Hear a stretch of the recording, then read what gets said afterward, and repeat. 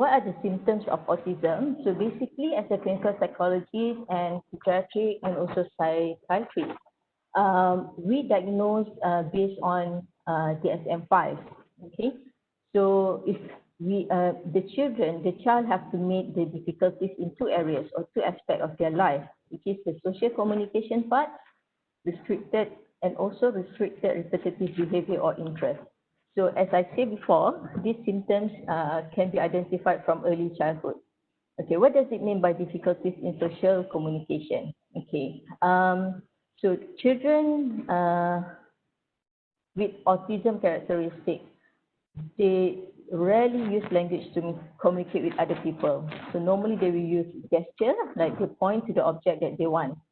Okay, some of the children don't have the language ability at all, so they are not speaking.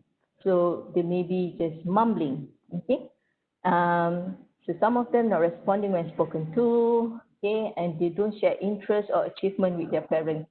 You know, like kids when they play or they watch TV and they saw like advertisement on toys or a vacation place, so they will come to the parents and say, oh, I want to go to this place, I like playing this game and things like that. But you cannot see this in children with autism.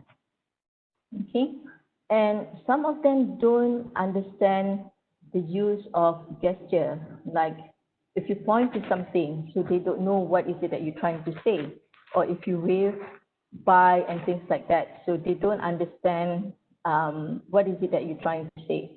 Okay, and they have difficulty to read the facial expression of others, and not only that, they also have a restricted range of facial expression when they communicate. So it's hard to tell whether they are angry or whether they are sad or whether they are happy. And you can also see the characteristic of autism if the child don't really show interest to play with other children.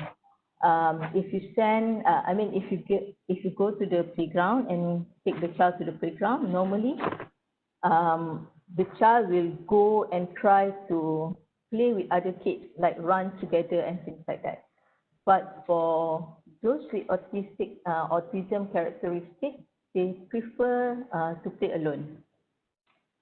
And you rarely see them engage in imaginative play. You know, like children, sometimes they use remote control as a car.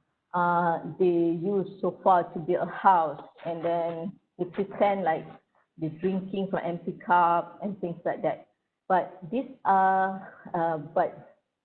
kind of play is lacking or not even present in children that have autism symptoms. All right, so the second area is actually restricted and repetitive behavior or interest. Okay, the child, sometimes they like to line up toy in a particular way over and over again, normally in a straight line. And if someone mess up with the toy or their arrangement, then they will have a meltdown or they will have a tantrum. Okay, and some children, they like to speak in a repetitive way, or we call this echolalia. So they keep on repeating the things that they heard. So the things that they heard, it can be just after they heard that thing, or something that they heard like 2 hours back.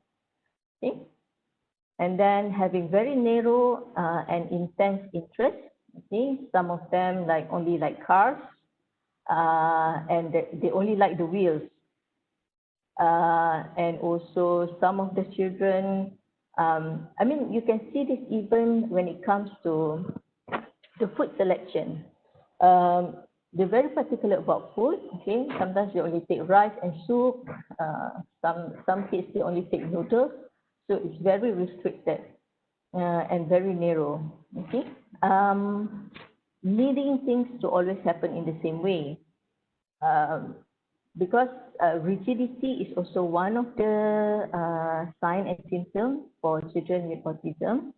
Like when, for example, okay, if you want to go to KLCC from your house, okay, you cannot make a stop anywhere because it's actually a disruption of to the child. It's already a disruption of what it's supposed to be. Okay, so you have to go straight. You cannot stop to fill in your petrol and things like that. Okay, having trouble with changing from one activity to another. Okay, like if they play with something or they engage in certain activity, it's quite difficult to channel them and to take them to do something else. Okay, and also showing sign of sensory sensitivity, like not liking labels on clothes, licking or sniffing objects.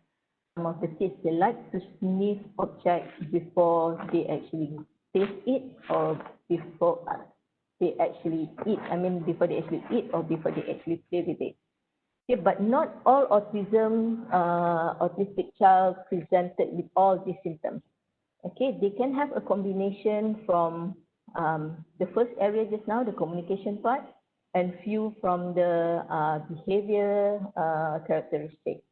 So a combination of these symptoms, then only you can say that this child is actually having symptoms of autism. And also it depends on the level of severity for each of the symptoms. Then only we can say whether the child is actually have mild autism, moderate autism, or severe autistic. So the severity ranking can also be divided into these 3 levels. Okay, the first one, level 1, is children who need support. So basically, this is referring to mild autism. And then you have level 2 with substantial support. So this is actually moderate autism. And also level 3, this is quite a severe autistic symptoms.